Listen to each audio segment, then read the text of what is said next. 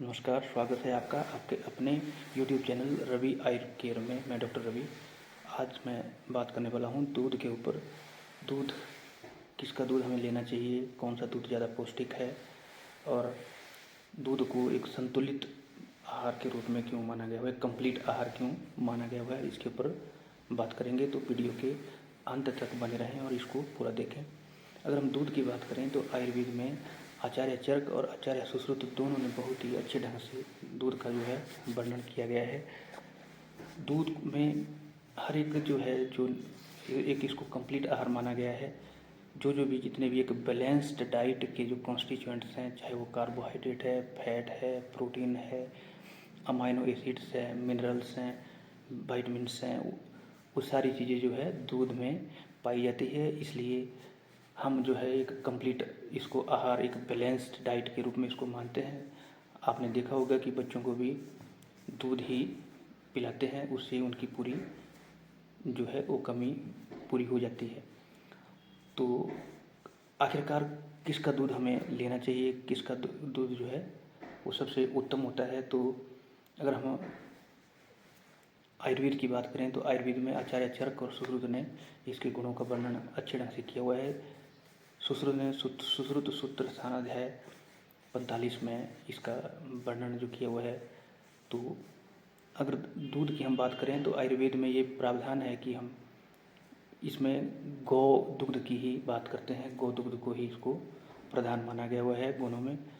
तो अगर हम इसको आयुर्वेद के दृष्टिकोण से हम देखते हैं तो गाय के दूध की अगर हम बात करें तो ये जो है अल्प अभिसंधि है, यानी कि अभिसंधि का मतलब जो हमारे स्रोतों को, जो हमारे चैनल्स को, जो मैं बार बार आपको अपनी पहले की वीडियो में भी बता रहा हूँ कि जो स्रोत हैं हमारे, उनको ये ब्लॉक नहीं करता है वो, इसलिए अल्प अभिसंधि है।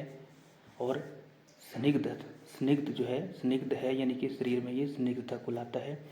अब स्निग्धता से तात्पर्य आप ये समझें कि जैसे हमारा जो शरीर है एक सेल से बना हुआ है।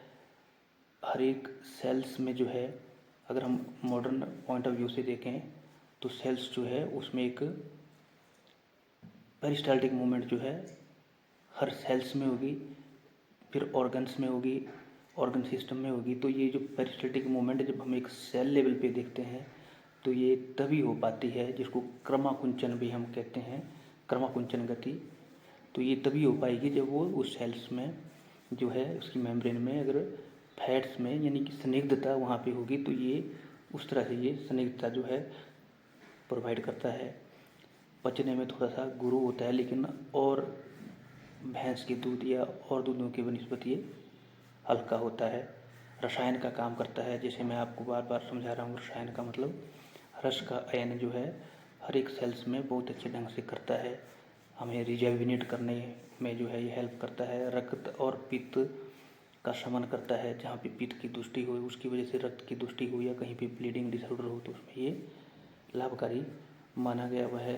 अगर इसकी हम बात करें विपाक की, जो मेटाबॉलिज्म की विशेष जो होती है, तो उसमें ये शीत है, मधुर इसका रस है और इसको जीवनीय माना गया है कि ये जो हमारी लाइफ है, लॉन्गिविटी है, उसको बढ़ाता है। जब भी आप देखते हैं किसी गंभीर रोगी को जो है, अगर हम बात करें तो उसको हम दूध के ऊपर ही उसको रखते हैं।